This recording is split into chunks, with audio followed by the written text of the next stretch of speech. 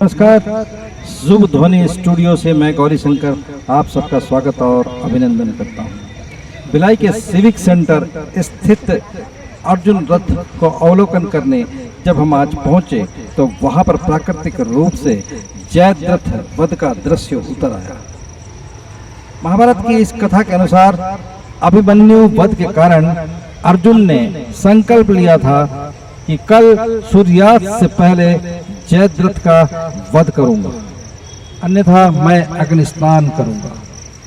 दूसरे दिन कौरवों ने ऐसी व्यूह रचना की कि जयद्रथ को महारथियों के घेरे के अंदर रखा।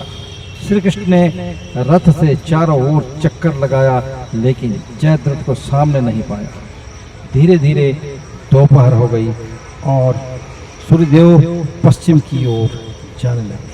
बार बार श्री कृष्ण ने अपने रथ को चारों ओर से चक्कर लगाकर रणभूमि में जयद्रथ को ढूंढने का प्रयास किया और लगा जैसे शाम उतर आई।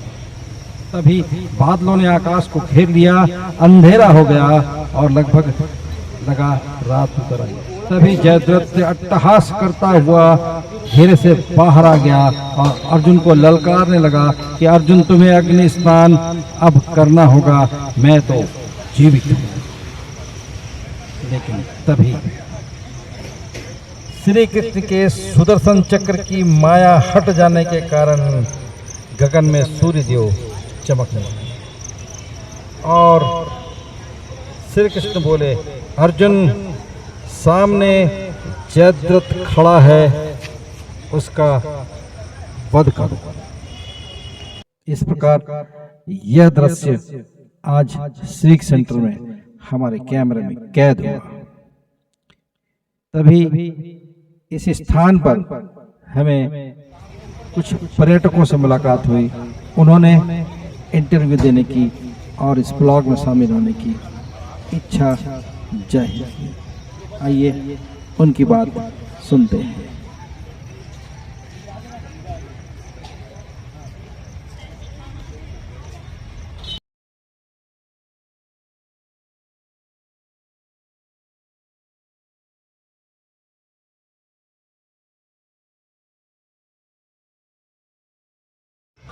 नमस्कार, शुभ ध्वनि स्टूडियो से मैं गौरी शंकर डे आप सबका अभिनंदन और स्वागत करता हूं। आज मैं सिविक सेंटर में जयद्रथ वध के बारे में बताने के लिए इस स्टैचू के पास आया था। यहाँ पर मुझे 4 सज्जन मिल गए जिन लोगों ने इच्छा जाहिर की कि वो इस ब्लॉग्स में इसमें शामिल होना चाहते हैं। तो पहले तो अपना नाम बता दीजिए।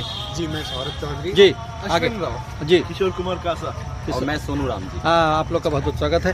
आप जयद्रथ वध के बारे में कोई भी एक बता दें, अगर उसमें कुछ सुधार की बात होगी तो बाकी सुधार सकते हैं। कौन बताएगा, जरा बताइए। बताइए सौरभ, बताइए। तो अगर देखिए, जयद्रथ जो थे वो कौरवों के साइड से युद्ध कर रहे थे। जी, ठीक है। तो जयद्रथ ने एक्चुअली क्या किया था, जो अभिमन्यु वध हुआ था, जी, अभिमन्यु को जो छल से मारा गया था, जी, तो वो जयद्रथ उसमें मेन रोल था उसका। जी, क्योंकि जयद्रथ ने एक दिन की तपस्या करके एक ऐसा वरदान ले लिया था जिससे कि वो चारों पांडवों को एक दिन के लिए रोक सकता है। और उस दिन कृष्ण भगवान अर्जुन के साथ युद्ध भूमि में नहीं थे, वो कहीं और गए हुए थे। जी।